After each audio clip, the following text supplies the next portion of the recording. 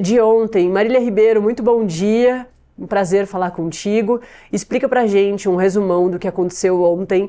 Tava tudo mais ou menos certo, pelo menos na visão do governo. Tava ali achando que ia dar a mesa ali como imaginava, com uma presidência e uma relatoria que não eram pessoas da direita. E aí tudo mudou quando abriu a votação, né, para efetivamente escolher o presidente e a relatoria. Bom dia. É isso mesmo, Nath. O que a gente tem certeza de política aqui em Brasília é que não temos certeza, né? Bom dia para você, a todos que estão nos acompanhando aqui no Acorda Metrópolis. Também bom dia ao Serapião, que também está com a gente. Pois é, Nath, ontem a gente conversou com o Ricardo Aires, que estava aí sendo relator dessa CPMI do INSS. Ricardo Aires chegou a dar diversas entrevistas, falando como seria feito todo o seu trabalho à frente da CPMI. Ele também foi questionado, né, por alguns colegas durante esse período em que ele foi indicado pelo presidente da Câmara dos Deputados, Hugo Motta, à relatoria, por que ele não havia assinado o requerimento para a criação da CPMI. Ele disse que era porque ele estava ali tentando ficar ali no meio, sem assinar, mas também ele iria levar essa CPMI de forma neutra, sem estar puxando para o lado da direita ou para o lado da esquerda. Mas acontece, Nath, é que ele e nem a base governista dentro da Câmara dos Deputados não contava que estava havendo ali uma articulação da oposição para poder retirá-lo da relatoria e também para retirar Omar Aziz da presidência, e foi isso que aconteceu. Ontem, durante a instalação da CPMI, nós acompanhamos uma votação que seria ali algo simbólico, que iria apenas oficializar essa presença de Omar Aziz na presidência e Ricardo Aires na relatoria, mas acontece que teve uma reviravolta e com 17 votos a 14, o senador Carlos Viana foi eleito como presidente da CPMI do INSS. Carlos Viana, que é do Podemos de Minas Gerais, ele é bem próximo ali do ex-presidente Jair Bolsonaro e acabou designando como relator dessa CPMI Alfredo Gaspar, do União de Alagoas, que também é bem próximo do ex-presidente Jair Bolsonaro. Essa eleição ela foi comemorada pela oposição dentro da Câmara dos Deputados e do Senado Federal. E logo após essa votação de Carlos Viana, quem conversou ali com a imprensa, foi o líder lá na Câmara dos Deputados do PL, Sóstenes Cavalcante. Ele falou o seguinte, Nath, que essa articulação começou na noite de terça-feira, por volta das 9h42 da noite, começou essa articulação e foi finalizada apenas na madrugada. Então, com isso, o governo acabou sendo derrotado. Não apenas o governo, a base governista, mas também ali nós tivemos uma derrota de Hugo Motta, presidente da Câmara dos Deputados, que indicou Ricardo Aires, e também Davi Alcolumbre pela indicação de Omar Aziz. E aí o que aconteceu, Nath, de bastidor? Virou uma bagunça lá dentro do Congresso Nacional. A base governista saiu e foi direto ali para poder conversar com o presidente da Câmara dos Deputados, Hugo Motta. Randolfo Rodrigues saiu da comissão afirmando que o governo iria articular, que iria ter mudanças, mas que essa CPMI seria levada a sério. Saiu, foi conversar com o Hugo Motta. Em seguida, eles saíram ali, do Congresso Nacional, da Câmara dos Deputados, e vieram aqui para o Palácio do Planalto conversar com a ministra de Relações Institucionais, Gleisi Hoffmann, tentando fazer uma articulação. E lá pela Câmara dos Deputados, Hugo Motta foi se encontrar com o presidente Lula lá no Palácio da Alvorada também para poder discutir. Não bastasse isso, Nath, saindo ali ontem, eu estava quase saindo para ir para casa, na hora que eu saio de dentro do comitê de imprensa, encontro o ministro da Previdência, Volney Queiroz, perguntei, falei, ministro, o que o senhor está fazendo aqui? Ele vim conversar com o Hugo Motta. Eu falei, CPMI? Ele não. Eu falei, ministro, a gente acabou de ouvir, né, teve essa instalação da CPMI, o senhor não veio falar sobre esse assunto de INSS? Ele conversou, disse que o assunto será levado aí a sério e que o governo vai articular para que venha dar uma resposta não apenas para essas pessoas que sofreram esses descontos indevidos do INSS, mas também a toda a sociedade. Fato é, Nath, que está apenas começando essa CPMI do INSS. Ela tem um prazo aí de 180 dias de funcionamento, um gasto aí que deve girar em torno de 200 R$300 mil.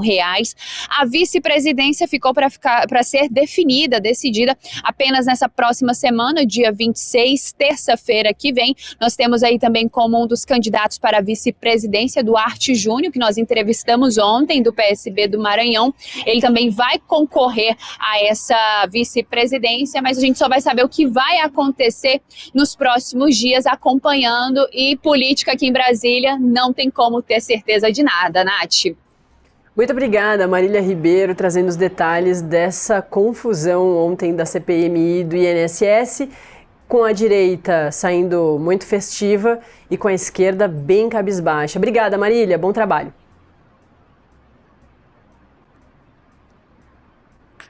Ô, Fábio Serapião, é isso, né? Política brasileira não é para amadores, nada tá certo até que a gente realmente veja o que vai acontecer. O próprio Randolfo Rodrigues, né, assim como a Marília ali reforçou, que é o líder ali do governo no Senado, falou que deu declarações muito ruins até para o próprio governo, né, dizendo que ele assumia a culpa, que não fez toda a articulação que deveria, que é do papel dele. Gleisi Hoffmann também, né, que é a ministra dessas relações institucionais, não conseguiu, enfim, começa de uma forma muito ruim e é um problemão que continuou acontecendo no governo Lula. Inclusive há registros de um aumento da farra do INSS dentro do governo Lula, né? Então já não estava começando muito confiante, e aí com essa derrota na escolha dessas pessoas que vão, que a presidência, principalmente a relatoria, é quem conduz ali, né, os caminhos da CPI. Então tem sim uma importância e o governo já saiu derrotado bem no comecinho. Natália, Brasília não é para amador e esse caso do INSS mostra um amadorismo do governo desde o início. Um amadorismo na comunicação, e um amadorismo também agora na questão da articulação política. Primeiro, né, o Metrópolis revelou esse caso no final de 2023 e ao começo de 2024 ali deu várias matérias. O governo não fez absolutamente nada. Deixou um caso que poderia, se tivesse sido combatido ali no final de 2023, início de 2024, o governo poderia ter um discurso muito mais fácil de dizer, olha, esse caso é um caso de governos anteriores e aqui eu, no meu governo, estou resolvendo isso. Mas não, o governo não fez nada, absolutamente nada, nesse período que o Metrópolis estava publicando as matérias, até que o escândalo estourou no colo dele, né? Mostrando ali uma falta de traquejo sem tamanho. Não bastasse isso, no dia que estoura a Operação Sem Desconto, né, no dia que tem a deflagração da Operação Sem Desconto, ali em abril, o governo chama uma coletiva de imprensa que, em tese, mostraria como o governo se comunica bem e iria passar a mensagem de que, olha, somos o governo que combateu isso. Eles colocam nessa coletiva o ministro Carlos Lupe, que não consegue explicar ali porque não fez nada, não consegue explicar porque não demitiu o presidente do INSS e defende o presidente do INSS naquela coletiva, né? Tanto que depois da coletiva ele é demitido. Não só o presidente do INSS, mas o próprio ministro Carlos Lupe. Ali já mostrou que a comunicação é um problema muito grave do governo, né? Embora tenha outros mais graves, mas a comunicação também não é algo que funciona no governo. Aí vem todo esse processo de desgaste, né, por causa da Operação Sem Desconto. O governo ali podendo mostrar que CGU, que Polícia Federal estava fazendo algo, mas não conseguia, né? Você via ministro criticando outro ministro, e o negócio também não andando, mostrando mais uma vez essa comunicação muito difícil do governo. Aí chega a CPI. A CPI sempre é um motivo de dor de cabeça para qualquer governo. Mesmo quando a CPI é favorável ao governo, ela é ruim para o governo. Porque ela tira o foco de outras pautas, ela faz com que a própria imprensa fique muito na CPI, não mire, enfim, ela tumultua ali o ambiente do Congresso. O governo poderia ter atuado de uma forma mais incisiva na articulação política, para que pelo menos nessa CPI ele tivesse um pouco do controle ali, e isso por meio do presidente e do relator, que, como você disse, são os dois nomes ali que dão um norte, né? A gente falou ontem que até então o relator Ricardo Aires, justamente sobre isso, né? Quais nortes ele ia dar para a investigação.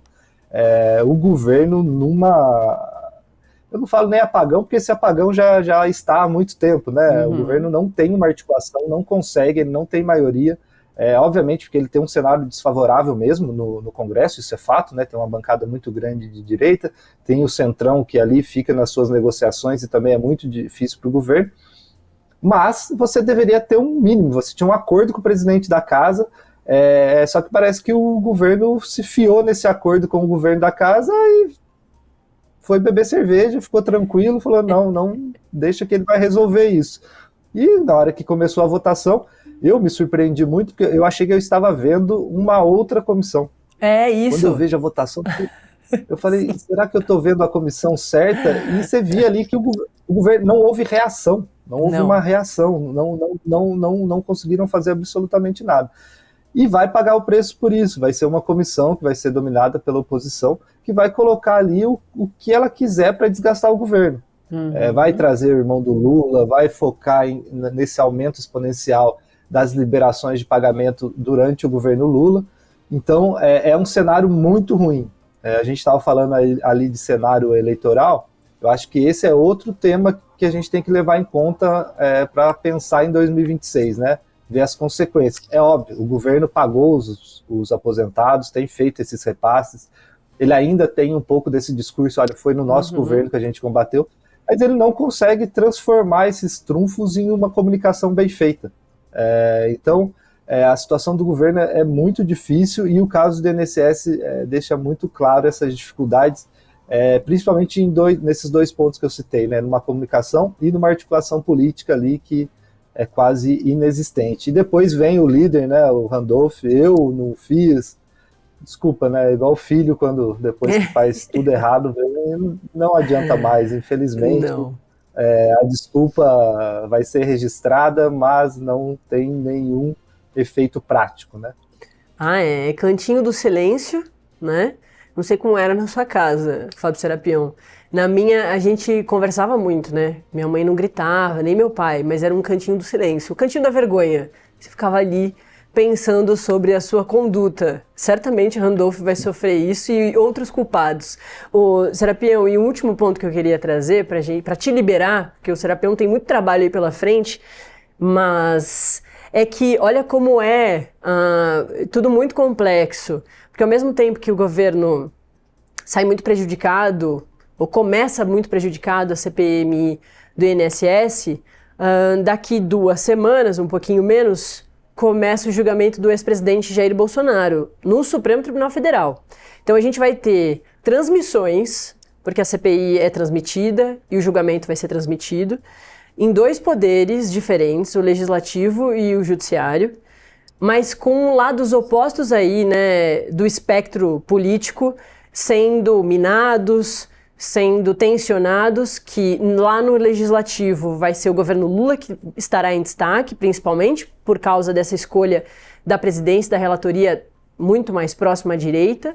Então eles vão utilizar isso para inclusive disputar a atenção, né, midiática também, com o que estará acontecendo a partir de 2 de setembro no Supremo Tribunal Federal, com as apresentações ali dos votos dos ministros, primeiro das defesas, enfim, um processo longo, assim como a CPI também é longa, não vai ser tão longo quanto a CPI, mas, enfim, então a gente vai ter essa disputa. É claro que num dia ali mais importante para o julgamento da trama golpista, muito provavelmente os parlamentares da direita ali, bolsonarista, vão tentar chamar mais atenção para que o público não assista a transmissão do judiciário e assista mais a transmissão da CPI. Então, vão ser semanas emocionantes e, claro, para a imprensa, muito trabalho, né?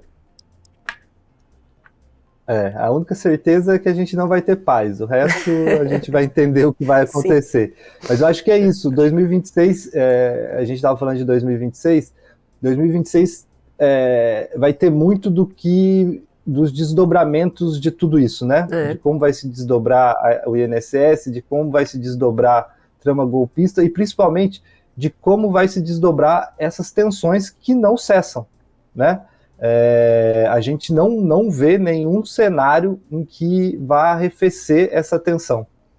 Isso, para mim, é o mais preocupante, porque a gente não está dando passos atrás em nenhum dos cenários, a gente só está dando passos à frente, no sentido de mais tensão, no sentido de colocar mais gasolina nessa fogueira aí e nessa disputa da polarização. Eu tenho repetido isso. Nesse momento, acho que temos que torcer por uma parcimônia maior dos dois lados, porque fica claro, né? São questões pessoais de quem está envolvido no INSS, são questões pessoais de quem está envolvido na trama golpista. A gente tem um país, a gente tem uma população, e a gente tem uma questão econômica aí que, enquanto essas pessoas brigam, ela pode se deteriorar devido a tarifaço, devido a uma situação global também confusa por causa de guerras, por causa de disputas políticas dos Estados Unidos, China, Rússia, enfim. Mais uma vez, eu repito que seria muito bom se a gente conseguisse ter um pouquinho mais de calma e focar um pouco mais nos problemas brasileiros.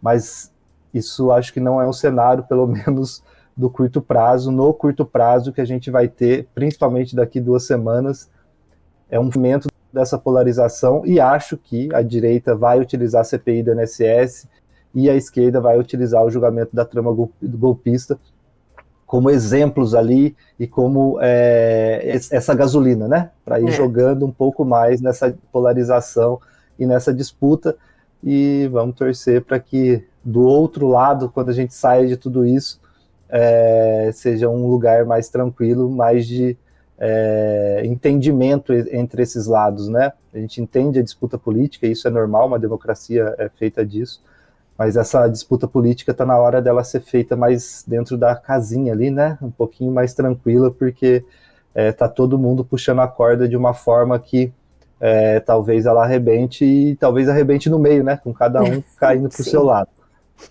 Exatamente. Então, vamos aguardar, e a gente vai estar a postos aqui acompanhando, já acompanhando os bastidores ali do começo da trama golpista, do julgamento. E a CPI a gente vai acompanhar, é um caso do Metrópolis, a gente tem acompanhado desde o início, e a gente vai continuar monitorando aí para ver se,